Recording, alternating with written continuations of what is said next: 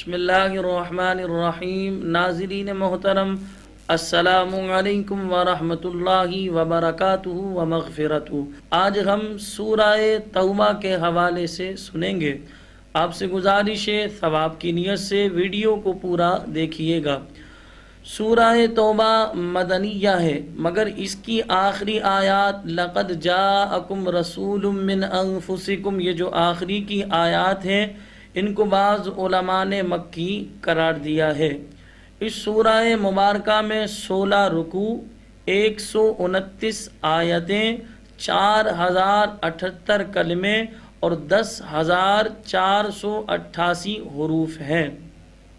اس سورت کے 10 سے زیادہ نام ہیں، لیکن 10 میں سے علماء اسلام ارشاد فرماتے ہیں 10 سے زیادہ اس سورت کے نام ہیں، لیکن 2 نام بہت زیادہ مشہور ہیں، سورہ توبہ اور سورہ براءت۔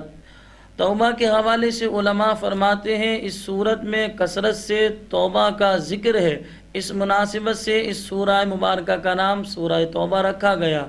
اور سورہ براءت، اس کے بارے میں علماء فرماتے ہیں یہاں اس کا معنی بری الذمہ ہونا ہے، اور اس کی پہلی آیت میں کفار سے براءت کا اعلان کیا گیا ہے، اس مناسبت سے اسے سورہ براءت بھی کہا جاتا ہے۔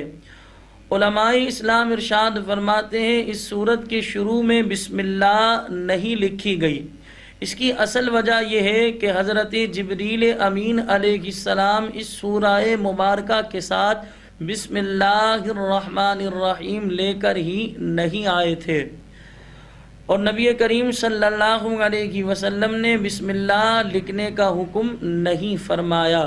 حضرت علی المرتضیٰ شیر خدا کرم اللہ تعالی وجہہ الکریم سے مروی ہے کہ بسم اللہ امان ہے، اور سورہ توبہ تلوار کے ساتھ امن اٹھا دینے کے لیے نازل ہوئی ہے۔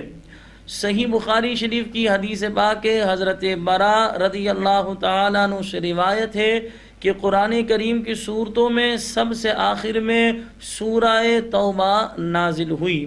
حضرت علی المرتضیٰ رضی اللہ تعالی عنہ سے روایت ہے نبی کریم صلی اللہ علیہ وسلم نے ارشاد فرمایا منافق سورہ ہود، سورہ براءت، سورہ یاسین، سورہ دخان اور سورہ نبأ کو یاد نہیں کر سکتا، یعنی ہمارے پیارے آقا صلی اللہ علیہ وسلم نے ان 5 سورتوں کا خصوصی طور پر ذکر کیا کہ منافق جو ہے ان 5 سورتوں کو یاد نہیں کر سکتا۔ ان 5 سورتوں میں سے ایک سورہ مبارکہ سورہ توبہ، یا جس کا دوسرا نام سورہ براءت ہے، یہ سورہ مبارکہ منافق یاد نہیں کر سکتا۔ حضرت جابر بن عبداللہ رضی اللہ تعالی عنہ سے روایت ہے کہ جب سورہ براءت نازل ہوئی تو حضور پر نور صلی اللہ علیہ وسلم نے ارشاد فرمایا میں لوگوں کی خاطرداری کے لیے بھیجا گیا ہوں۔ حضرت عطیہ ہمدانی رحمۃ اللہ تعالی علیہ رضی اللہ تعالی عنہ فرماتے ہیں کہ حضرت عمر فاروق اعظم رضی اللہ تعالی عنہ نے لکھا تم خود سورہ براءت سیکھو اور اپنی عورتوں کو سورہ نور سکھاؤ، یعنی حضرت عمر رضی اللہ تعالی عنہ نے خاص طور پر ان 2 سورہ مبارکہ کا ذکر کیا، سورہ نور اور سورہ براءت۔ مردوں کے حوالے سے ذکر کیا گیا کہ مرد حضرات سورہ توبہ، سورہ براءت کو سیکھیں، اور خواتین جو ہے سورہ نور کو سیکھیں۔ اس سورہ مبارکہ میں اللہ تبارک و تعالی نے کن کن باتوں کا ذکر کیا، توجہ سے سماعت فرمائیں۔ علماء اسلام ارشاد فرماتے ہیں اس سورت کا مرکزی مضمون یہ ہے کہ اس میں مشرکین اور اہل کتاب کے خلاف جہاد کرنے کے احکام بیان کیے گئے، اور غزوہ تبوک سے منافقوں کو روک کر مسلمانوں اور منافقوں میں امتیاز کر دیا گیا۔ اس کے علاوہ اس سورہ مبارکہ میں یہ مضامین بیان فرمائے، یعنی ان مشرکین سے براءت کا اعلان کیا گیا جن سے مسلمانوں کا معاہدہ ہوا اور وہ اپنے معاہدے پر قائم نہ رہے۔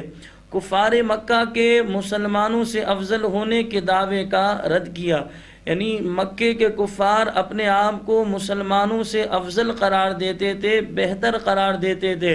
اللہ تبارک و تعالی نے اس سورہ مبارکہ میں کفار کے اس دعوے کا رد فرمایا۔ غزوہ حنین کا واقعہ بھی اس سورہ مبارکہ یعنی سورہ براءت یعنی سورہ توبہ میں ذکر کیا گیا۔ یہودیوں کا حضرت عزیر علیہ السلام کو اور عیسائیوں کا حضرت عیسیٰ علیہ السلام کو اللہ تبارک و تعالی کا بیٹا قرار دینے کا رد کیا گیا۔ ہجرت کے وقت نبی کریم صلی اللہ علیہ وسلم اور حضرت ابو بکر صدیق رضی اللہ تعالی عنہ کی غار ثور میں ہونے والی گفتگو بیان کی گئی۔ صدیق اکبر رضی اللہ تعالی عنہ وہ عظیم صحابی جو تمام نبیوں کے بعد سب سے افضل ہے، یہ وہ عظیم صحابی جنہیں یہ سعادت ملی کہ جب ہمارے پیارے آقا صلی اللہ علیہ وسلم نے غار ثور کی طرف ہجرت فرمائی تو صدیق اکبر رضی اللہ تعالی عنہ ہمارے پیارے آقا صلی اللہ علیہ وسلم کے ساتھ تھے۔ اسی طرح علماء اسلام ارشاد فرماتے ہیں اس سورہ مبارکہ میں زکوٰۃ کے مصارف بیان کیے گئے کہ زکوٰۃ کنہیں دی جا سکتی ہے۔ اسی طرح اس سورہ مبارکہ میں مسجد درار کا واقعہ بیان کیا گیا اور مسجد قباء کی فضیلت بیان کی گئی۔ یاد رکھے ناظرین محترم، یہ مسجد درار وہی مسجد درار کا معنی ہی نقصان پہنچانا ہے۔ یہ وہ مسجد ہے جو مدینہ منورہ کو ویران کرنے کے لیے بنائی گئی تھی۔ اللہ تبارک و تعالی نے اس مسجد کو ڈھانے کا حکم ارشاد فرمایا۔ یاد رکھے اس نیت سے بندہ مسجد تعمیر کرے، مسجد بنائے کہ دوسری مسجد کو میں ویران کروں گا، یہ نیت انسان کی خراب ہے، درست نہیں ہے۔ حضرت کعب بن مالک اور اسی طرح حضرت ہلال بن امیہ رضی اللہ تعالی عنہم جو کہ غزوہ تبوک میں حاضر نہ ہوئے تھے، ان کی توبہ کا واقعہ بیان کیا گیا، جو اس حوالے سے سورہ توبہ میں اللہ تبارک و تعالی نے باتوں کا ذکر کیا تھا، ہم نے آپ کے سامنے بیان کیا۔ میں اللہ پاک کی پاک بارگاہ میں دعا کرتا ہوں کہ اللہ تبارک و تعالی سورہ توبہ پڑھنے اور اسے سمجھنے اور اس پر ہمیں عمل پیرا ہونے کی توفیق عطا فرمائے۔ اللہ رب العالمین ہمیں سچی توبہ کی توفیق عطا فرمائے اور مسجدوں کو آباد کرنے والا اللہ پاک ہم سب کو بنائے۔ وآخر دعوانا ان الحمد للہ رب العالمین۔